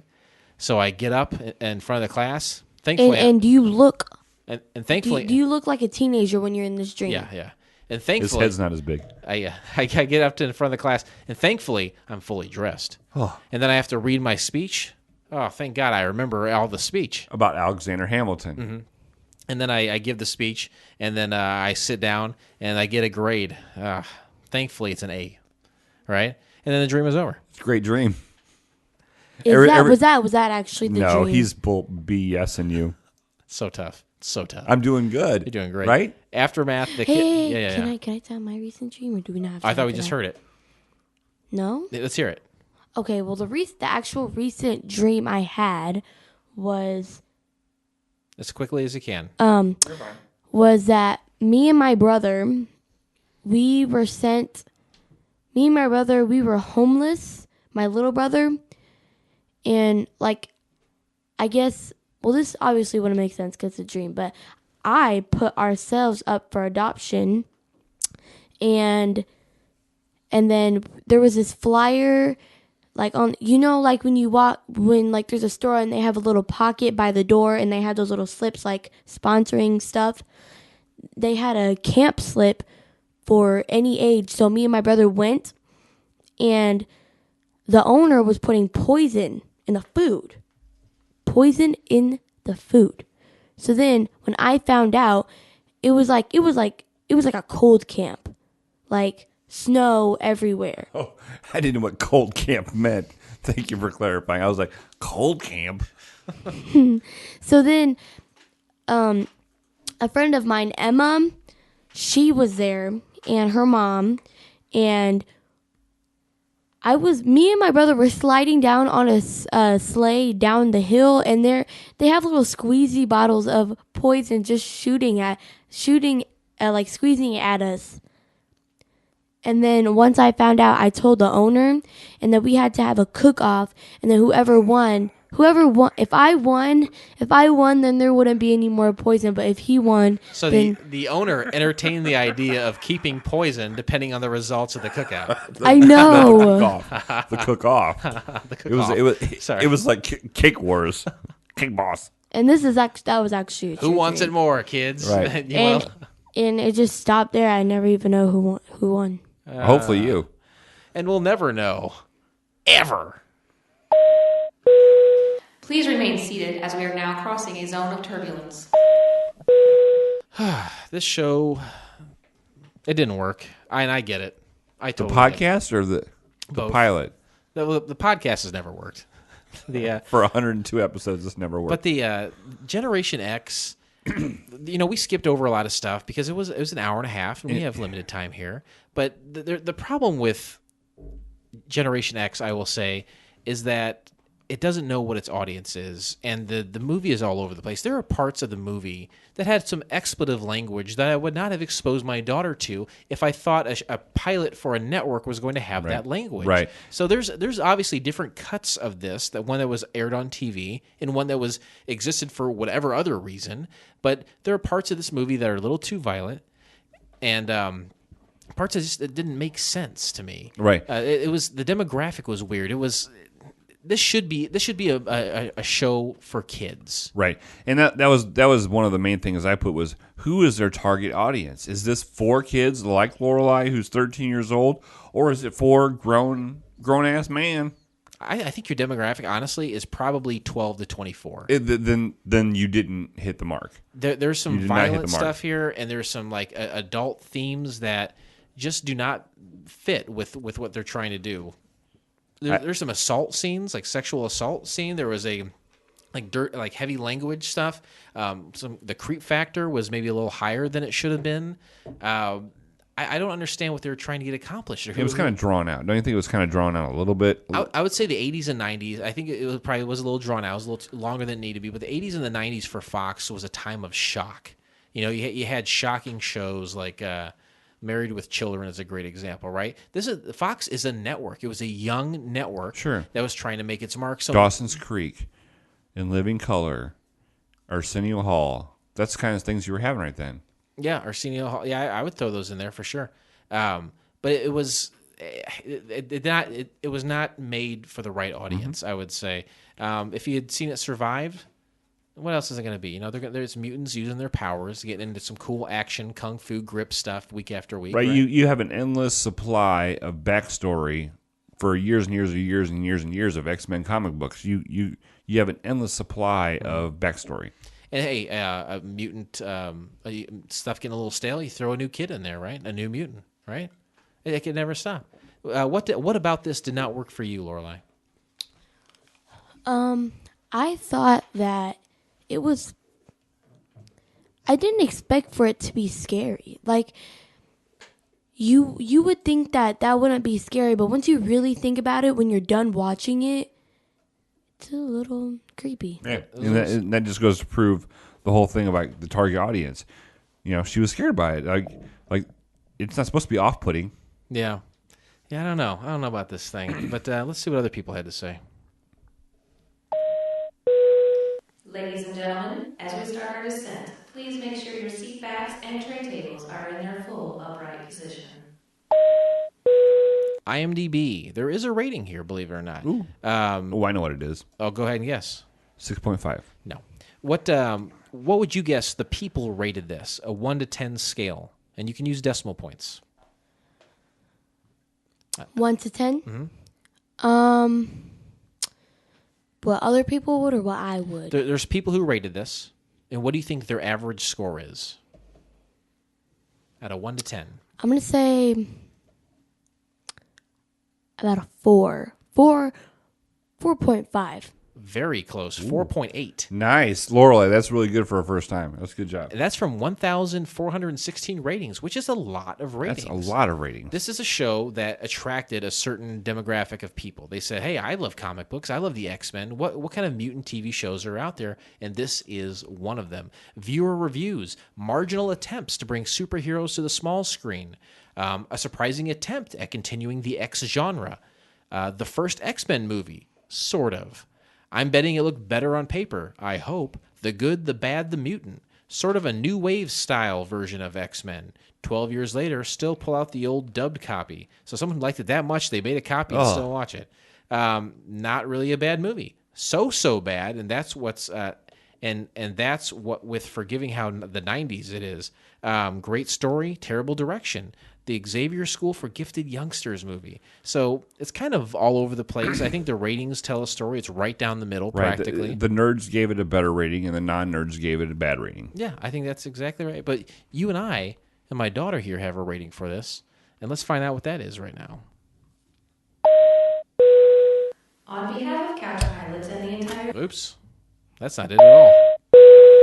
Ladies and gentlemen, welcome to FCF Airport. Local time is 11:11 and the temperature is 69 degrees. For your safety and comfort, please remain seated with your seatbelt fastened until the captains turn off the fasten seatbelt sign.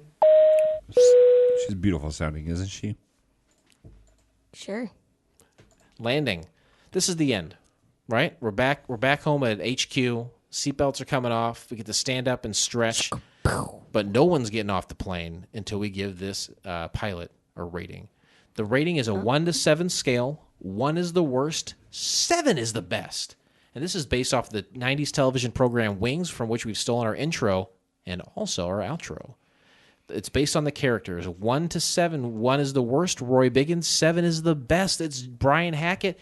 Captain Philip, rest assured, I turn to you first. How do you rate Generation X? I think Lorelei should go first. She's our guest. Be our guest. We got to come out with it. We have to have a system for this. Wait, sing that song? I feel like half what the time. song are you singing? It's from Beauty and the Beast. This show is built on the back of his songs. Lorelei, you're my only child, thank God. I turn to you. How do you rate Generation X? 1 to 7. I'm going to say a 3.8. Well, yeah, for a 1.7. This is what I say, that decimal points are frowned upon. So keep it a whole number, please. I know it's in stark contrast to the IMDb What are you trying scoring. to do, Uncle Ryan? Yeah, you trying to Uncle Ryan us? Ryan did the same thing when he was here. Just like a 1 to 7. Like 7 being the best show you've ever 4. saw. 4. Okay. A 4, so right down the middle. Is it okay to turn to you now, Captain Rest Assure? That's fine. I did ladies first, right? Yeah, you're right. You're It's absolutely very right. It's very rare that we have a woman on the show with just us. Right. And I try to be polite. You're very chivalrous. How do you rate Generation X? Like Sir Lancelot? Or Sir Mix-a-Lot? Which am I more chivalrous with? As? Lancelot. Thank you. I do have a Emma outfit bunt. The form-fitting bump? Yeah. I'm giving it a 3. Giving it a 3. Yeah, it hurt my face watching this. Partly because, and I have to put an asterisk by my score. I don't like this nerdy stuff. So for me, it was unentertaining altogether. So I'm gonna give it a 3. I'm gonna give it a 3 as well. I'm not giving it a bump though, but I'm giving it a 3. It could have been a lot worse, but it could have been way better. This got it wrong, right? Mm-hmm. Generation X was a cool and hip offshoot of the X-Men comics. This is a cool thing in the 90s. You had the X-Force, you had Excalibur, all these different X groups. And Generation X was one of them. And it was a cool group of mutants that was supposed to kind of capture the spirit and the feel of actual Generation X, people like you and I. And it failed to do that by saying, let's make this for adults. Right? Because in the 90s, nerd culture wasn't, Chris Hardwick hadn't blown up yet. Right. Like, forever, adolescence forever isn't what it is now. People refuse to grow up today, so it may work. But back then, you had to make this more for kids. Network, I think it would be fine. Make it a 45-minute show. It is more of an action drama than anything. But an hour and a half is too long. which obviously every episode wouldn't be that way. But it wasn't. I don't know. It was too grown up. The themes were too heavy and dark. It's just supposed to be dramatic and light, but also action heavy, right? And maybe, just even if this was an actual even if this, Like made it to a series. yeah, even if this was a series, they should have had something at the end where it would move on, or maybe put it as in an hour, because most first episodes are an hour, then they have a little Like leaving the door open for something cliffhanger else. at the end for the next episode. Good job. Yeah. So I probably rate it as a 3 as well. Oh, you're changing the score, lowering it to a 3. Has that ever happened It's before? like Couch Pilots first, changing of the scores. I know they changed the guards in England, but changing of the scores, I've never heard of that. By changing the score, she made a 3 and a 3 and a 3. Half of the beast. We have to hold hands. High five it. No. We did it. We held hands. And with the massive hand-holding that just took place, we closed the book on Generation X, and we will never mention it again. Hopefully, ever, never. But Sorry. Sorry, folks. But Don't join be us, sorry. Join us next time, won't you please, when we watch the pilot episode of Tales of Frankenstein. Oh, thank God. Here's a little something to wet your whistle. Dr. Frankenstein has just finished rebuilding his creation, but the monster is unresponsive. He needs to try something different to make it work, perhaps some new parts.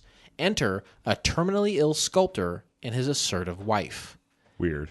You can find the entire episode by subscribing to Couch Pilots and Apple Podcasts or your favorite podcast app of choice, and then simply click on one of our classically blue links in our show notes, or go to YouTube. And you know what to do, Tube. Very good. You're darn right. Can I ask a question? This is never happens. Okay. What can I ask the year of this prior to it being done? 1958. This was morning. You got so close. You almost made it the whole show without losing. This- You almost made it. sorry. Almost made it. Oh, you're sorry? You're sorry? Jason, I'm sorry. Almost made it. Wait. So this film was made 1950. What? No, the next one we're watching, Tales of Frankenstein. Oh. I said at the top of the show, it Darn was it. 1996 Mm-hmm. that Crud. was Generation X. Yes. I'm sorry. It's fine. It's fine. It just was that really such a big deal that it was 1958? Does that bother you? What are your thoughts on that? Are you crying? You should. Yes, be. I'm crying. You should I be crying. often tear up because of my life, but then it has to do with. It concerns me. We've seen a lot of good stuff from the 50s. It's fine. So what are you look concerned quite about? Concerned. Huh? What are you concerned about? Then? Audio and visual quality. This is the life we lead. This is the path we have chosen. That's true. Okay, we must forge Well, like an ahead. X-Men. Yeah, we were just like X-Men. Which X-Men would you be? I don't know any of them. I would be the one that absorbs negative energy Okay. and just stores it. Keeps it inside. Stores and becomes more sullen with each passing Yes. day. exactly. The worst power ever. Go to couchpilotspodcast.com, won't you? There you can email us.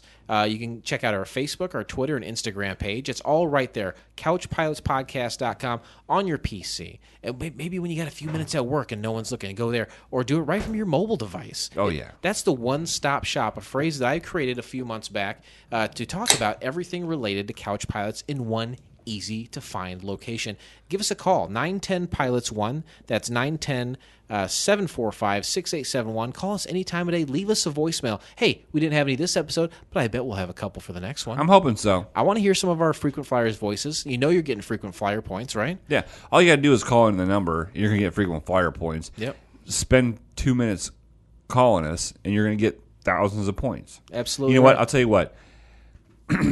On the release of this episode, anybody that calls the dial-in number within the next week will get a multiple of 10 What? bonus points. You're doing a 10 multiplier on the Thank you, frequent flyer Lorelai. points? Come on. That wow. needs an applause. I'm all about. Wow. I'm all about crazy. Dungeons and Dragons. All right, well, I'm not sure what that means, but go to fcfnetwork.com. That's the network we call home. That's the network where 7 other shows besides us call home. And you're going to want to go there week after week to check out new shows, things maybe you haven't seen before. You hear the advertisements for here on the middle of this program every week, but maybe you want to hear the entire episode for yourself. Support other great programs, all free, all fun. They come out every week. Lots of great stuff out there. So many different options. You're bound to like one or a handful of them, wouldn't you say? Definitely. And with that, is there anything else you'd like to say to our frequent flyers today? No, I don't like to spend a lot of time after the episode talking about stuff. But Lorelei, I want to say. That's correct. Is that French?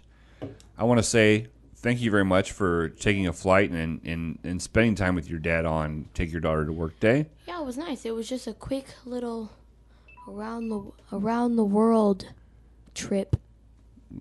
And your dad is a very good guy.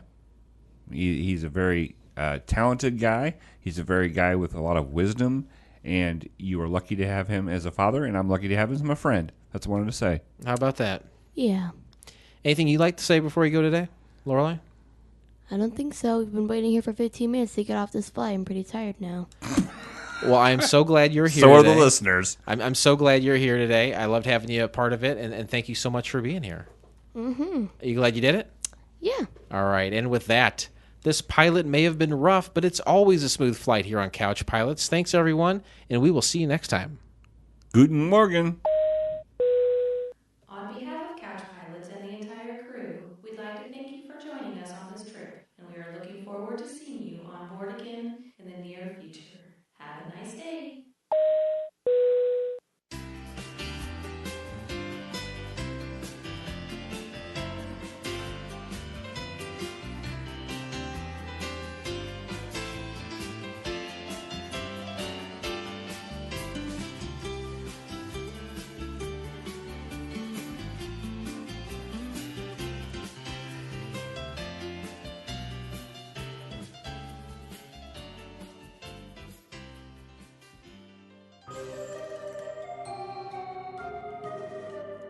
This has been a Fakakta Comedy Funhouse production, produced by Jason Tosher, executive produced by Blake Clayton. For more information and content, go to fcfnetwork.com.